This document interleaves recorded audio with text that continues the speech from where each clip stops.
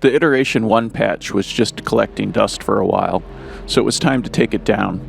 The final version of it stayed patched for just over a year, although the total life cycle was maybe about 15 months, as I took a few months originally to build it up and refine the subsystems. I often get comments that encourage me to buy new gear, typically other electrons, or questions about what gear I might buy in the future, so I thought it would be good to make a video documenting my current studio. A handful of years ago, I reached critical mass with my gear collection, and I've been a net seller since then. Like most people obsessed with hardware, I've gone through many different versions of my studio since I got my first audio interface, an M-Audio Delta 1010, about 15 years ago. At this point in time, my most recent gear acquisition was the Mono Machine in November 2018. Currently, I plan to sell more gear, but fortunately not because I need the money. The support I've received on Patreon has been a huge help, and just enough to close some of the gap I've had lately. Mostly I just want to continue decluttering my studio and focusing on the gear I already have. If I sell a good chunk of stuff, maybe I'd consider something new, but overall I'm rather satisfied. This little apartment studio has been my incubation chamber for nearly a decade, although due to the massive increase in rent since I first moved in, and to my desire to reduce my cost of living, it's unlikely I'll be living here at this time next year. When I got my first audio interface, I didn't make electronic music at all. I was mainly interested in just being able to record myself and my friends at a reasonable level of quality. Essentially, I just wanted to be able to make serviceable demos for rock bands, and that's how I learned the basics of audio engineering, while slowly beginning to realize what the term music producer even meant. Some years later, I was still goofing around with DAWs, but even less seriously than I had in the past, and a DJ/electronic music producer friend suggested that I check out Ableton Live, where my journey with electronic music began. For myself, Ableton Live was a whole new way of looking at what a DAW is even supposed to be. Session view was what I had wanted all along for developing and testing ideas, and over the next few years I produced lots of mediocre tracks, but the production process felt good, and I had a lot of fun doing it. There were some issues though, as I was getting a bit tired of using a mouse and keyboard to do most things. Mapping MIDI controllers was kind of irritating, and I really missed the feeling I got from playing traditional instruments. I also didn't really understand basic synthesis concepts, and the plugin synths were way too abstract for me to easily understand without any real background in synthesis. For some reason or another, I decided to get a real deal hardware synth. I wanted it to be an analog one, and like many others throughout electronic music history, I ended up with a Moog, specifically a brand new Slim Fatty, as they had just hit the market at the time. In the grand scheme of things, the Slim Fatty was only in my hands for a very brief period, but since it had a very simple architecture, it was the perfect learning experience for me at the time, and the basics of subtractive synthesis were quickly demystified. Once I had a taste of the Slim Fatty, my bank account began to take a beating as I accumulated various MIDI synthesizers, a 16-channel mixer, a studio rack, patch bays, 2 RME interfaces, and lots of MIDI controllers as I began to configure my studio for seamless hybrid operation between my hardware and Ableton Live. The timing issues I encountered in the hybrid setup led me to acquiring my first eurorack modules, as at the time the only sample-accurate MIDI solution available was by using Expert Sleeper's hardware. As my eurorack grew, my other synthesizers went unused, and I eventually sold most of them, deciding to focus mainly on the eurorack, but still in a hybrid system with Ableton. Eventually, I also largely dropped Ableton from my production process, except for use in mastering and basic recording tasks. As I learned more about what kind of music I wanted to make and how I wanted to make it, I found Ableton to be unnecessary overkill. However, I still wanted a super module to act as a sophisticated master clock and sequencer, and that's what led me to Electron Gear.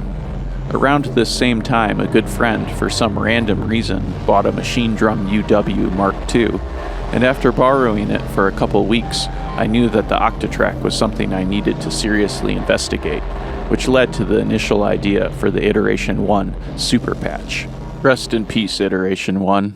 It's been more than a year now since I uploaded my first video of an Iteration 1 recording to this channel, and my mindset and goals have changed substantially since then, although I had already begun the process of streamlining my studio long before producing my first videos.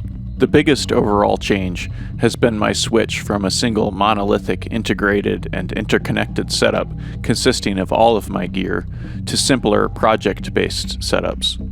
If all I need to complete a particular artistic vision happens to be a single Electron box, it just doesn't make sense to have a bunch of other gear around. Anything extra is a distraction. Similarly, I've mostly moved away from multi-track recording. At one point I had more than 18 analog inputs to my DAW, but currently my feeling is that if I need more than 8 inputs for my electronic music projects, then something is wrong. Most of the time I simply record the hardware stereo mix.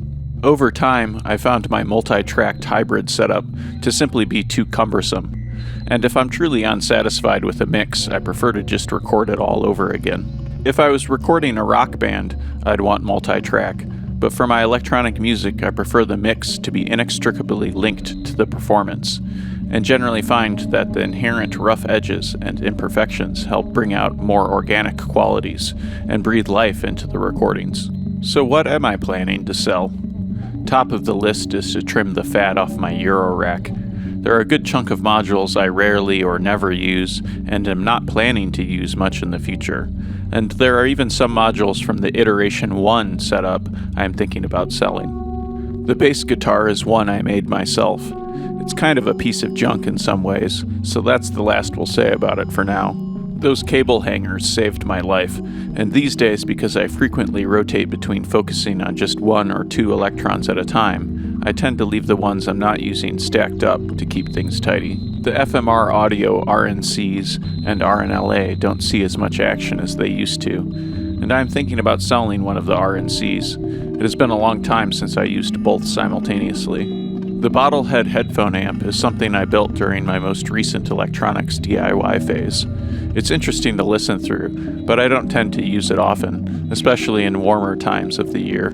It's pretty cool to look at though, and even the underside of the chassis is quite interesting. The guitar is just a silly glam rock Squire. I did pay to get the cheap plastic nut replaced though. I've had the same Mackie first generation budget MR series monitors for a very long time. They are still my first and only near fields. From searching in my email, I can see that I've had the Nano patch since 2011. Super simple but really useful since my RME multiface has no physical level controls except for headphones. My Mackies are resting on 1/4-inch thick steel plates with neoprene on top and acoustic foam below. I've spent a lot more on acoustic treatment than my monitors are worth, and I don't think I had enough treatment to where buying new monitors would have even made sense until I crossed about the $1,500 mark. I didn't calculate my total cost of acoustic treatment, as I built it in multiple batches, and I decided I didn't want to know. It made a massive difference in my listening space, and I would like to build a bit more if I wasn't thinking about moving. Mainly, though, I'm working with headphones. I've had the DT880s for a long time, which make for pleasant listening, but for mixing and sound design, I found I much prefer the 770s.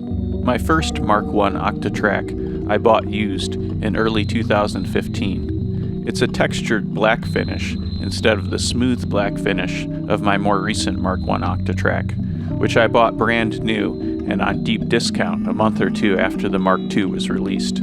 At the time, my first Octatrack was in the repair shop, and I decided it would be worth it to have a backup. My studio rack was custom made by a local cabinet maker, and I installed the rack rails myself. My audio interface is an RME multiface, which uses a PCI host card. It's great, but lacks mic preamps, so that's where the Audient comes in.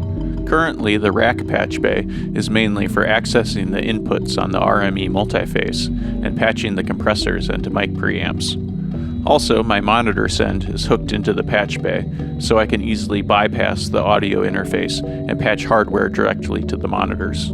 The Furman power conditioner is mainly just a fancy power strip, but I do enjoy the LED readout for line voltage and amperage.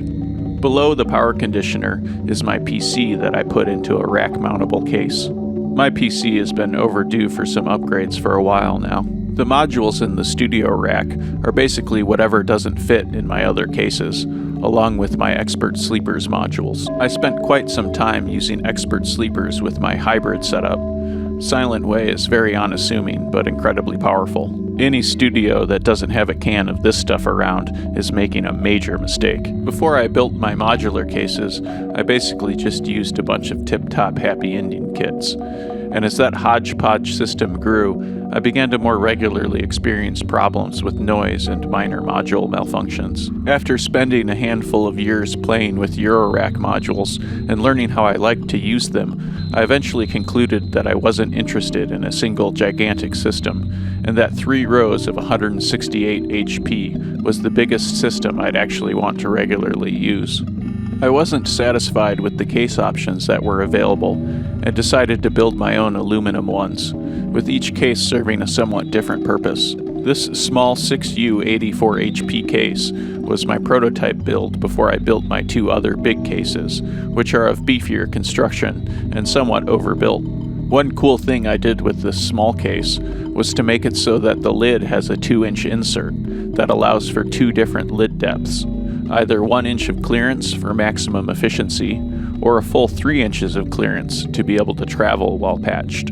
I wanted one of my big cases to be able to travel safely as well, and I made a 3-inch deep lid for it so it can travel patched, which is also very convenient for storage. Ever since my gear collection achieved critical mass and I began focusing on efficiency and streamlining my approach, I really don't like to have all my gear out at all times. Seeing my modular cases side by side like this is actually a bit overwhelming. This isn't just my home studio, as it's also my home gym. This is one of the reasons I don't have my monitoring setup ideally situated in the room. A proper placement of my monitors would have them sending their energy down the length of the room, but I'm willing to accept some compromises to get more overall use out of my space. I've had some of my strength training equipment since I was 13 or 14 years old, while some of it is much more recent. I've only had the Rogue Rack for about 5.5 years now, but it's been one of the most important purchases I've ever made. This is my cobbled together dumbbell collection. Nothing fancy, but having a handful of dumbbells around is incredibly useful. I would like some heavier fat bells, as well as 15 and 25 pound dumbbells to fill in the gaps, but I have to say this little pile of iron brings quite a lot of joy. Every studio needs a place to take a nap. I used to have a big sleeper sofa behind me, but it took up way too much space.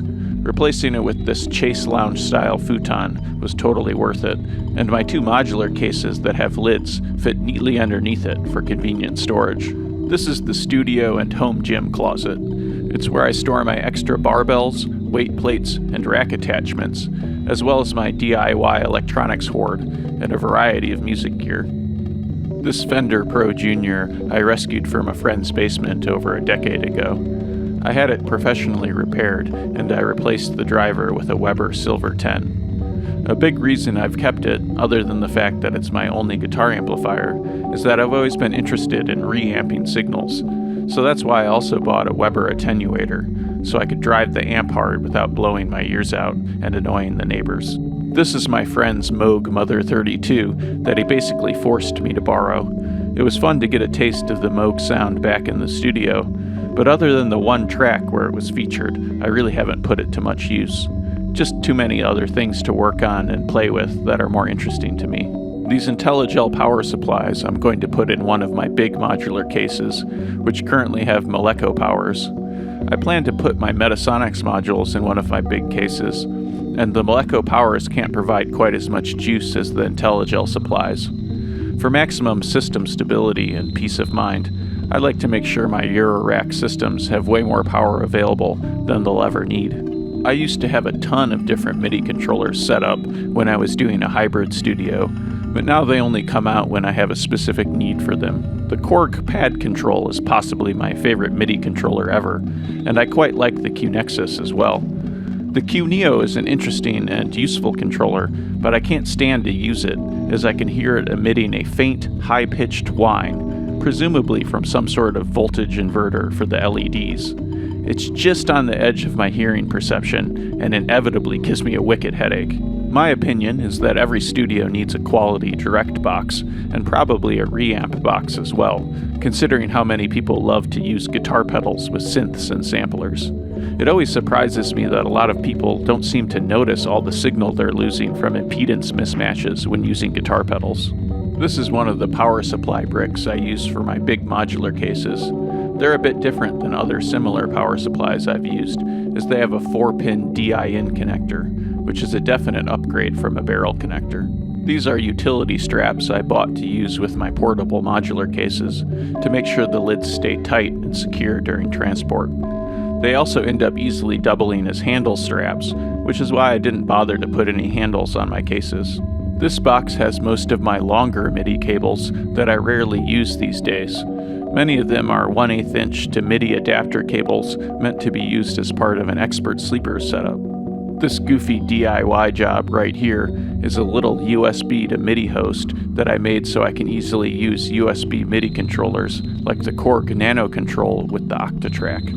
I wired it up to be powered directly from a eurorack power header, sourcing from the plus 5-volt rail.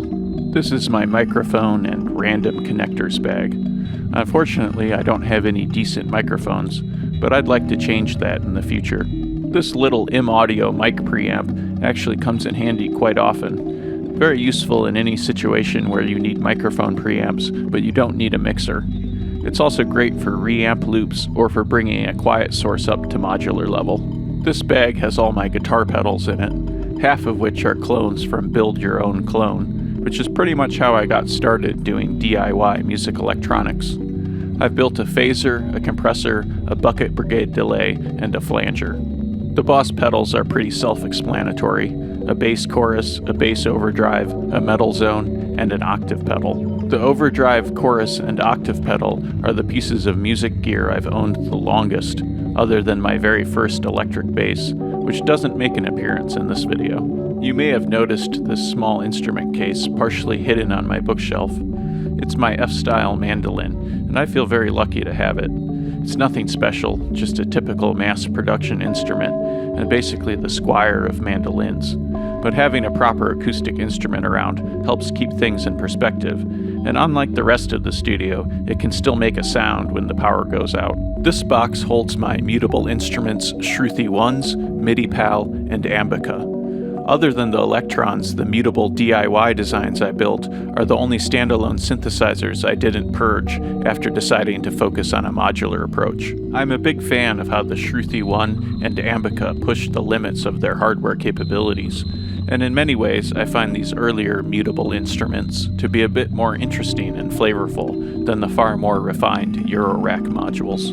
One of the reasons I went with these solid wood-top workbenches for my studio is how easy it is to mount whatever I want underneath, and so this is where most of my power strips and power adapters reside. I try to minimize the clutter and chaos created by power cords and adapters as much as I can, while still maintaining a decent amount of setup flexibility.